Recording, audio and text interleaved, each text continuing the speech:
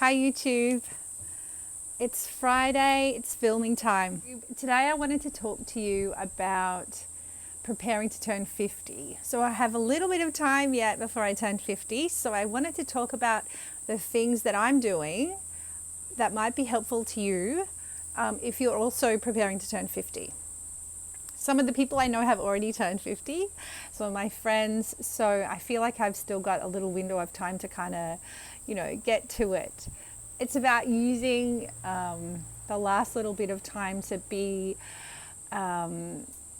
looking after myself the best way that I can, so that when I turn 50, I know I'm like approaching the next 50 years in a good place. So my name's Sally. I work as a counsellor. I also teach yoga, and welcome to my channel. Lovely to have you.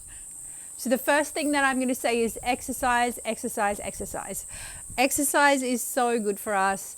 If you want to dig down the rabbit hole, then you can go to Dr. Peter Attia. He's got a podcast. He's got Instagram posts. He wrote a book called Outlive. And the other one is Dr. Andrew Huberman, who actually is from Stanford, and he's in the ophthalmology medical department, and he talks about brain health and staying healthy. But fundamental foundation of all well-being is exercise. Particularly once we start to hit 50, we are more likely to lose muscle mass. So you often hear me talking about my home gym session, and so I have started doing like regular weight sessions. I have had times in the past when I've done weights training, but I have done a lot of resistance training, mostly in my yoga practice, but I've amped it up.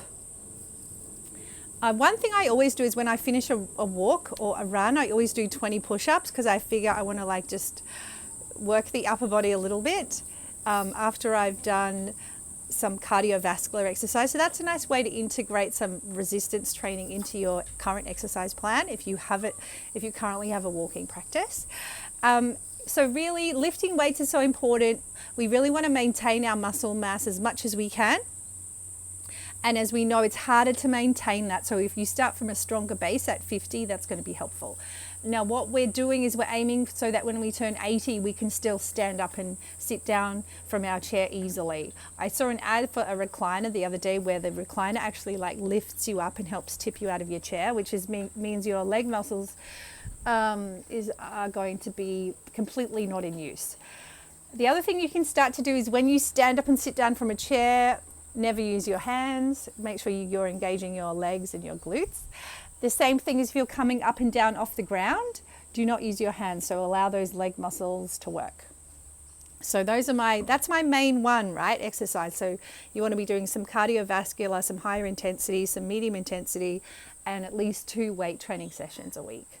I've been doing my extra weight sessions like for over 12 months now. I aim for Thursday and Sunday. I don't always get there. And we've got like the weights set up here on the veranda. I can even show you, like the dumbbells are all lined up there. So make it easy so that there is no excuse.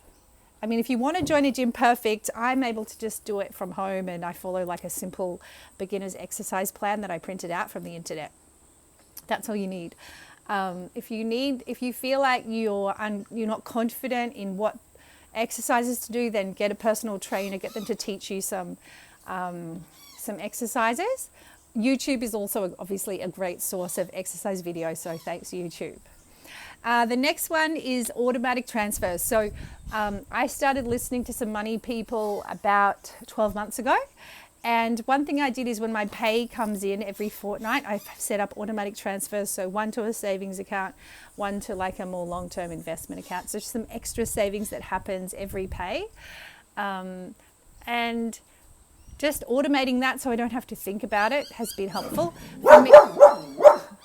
For me, it's about like just a bit of extra financial security, as I think, okay, well, I'm nowhere near retiring, but I'm at 50, so I need to be making sure that I'm on track financially.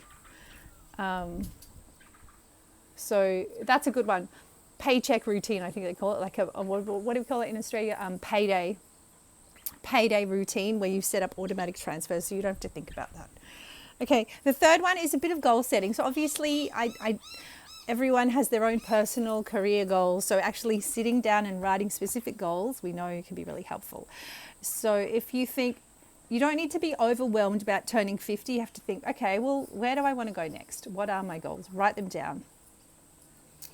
Make some specific goals, make them sort of put a number on them, even if they seem a bit out there. Sometimes it's nice to do those like every year to look back and see your goals. So coming into the end of year is another great time to check your goals.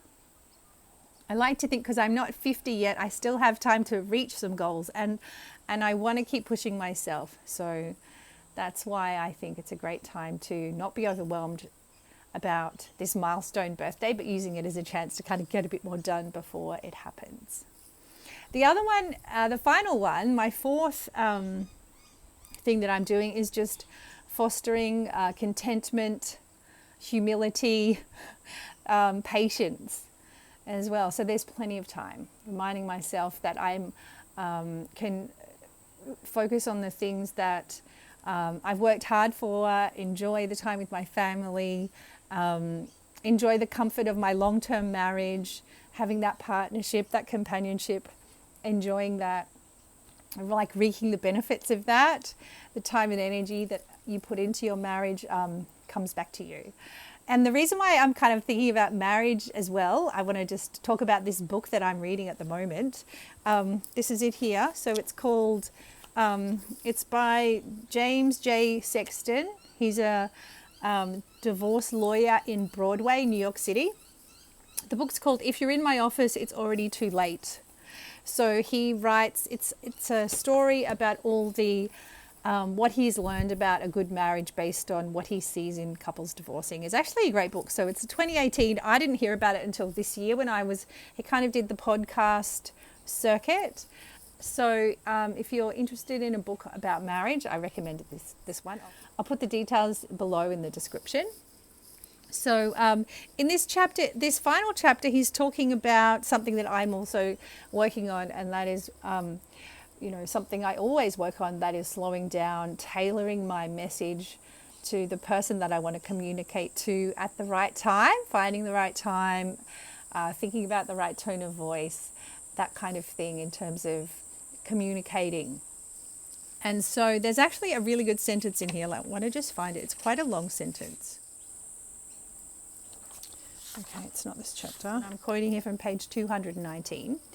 When you want and need to offer a criticism or apology, or make a request, or explain a decision, or even make an overdue romantic entreaty, it's crucial not only to put it in terms that mean something to your partner rather than just to you, but also to do so where and when your partner is best. So I love that advice. So thinking about where and when your partner is best.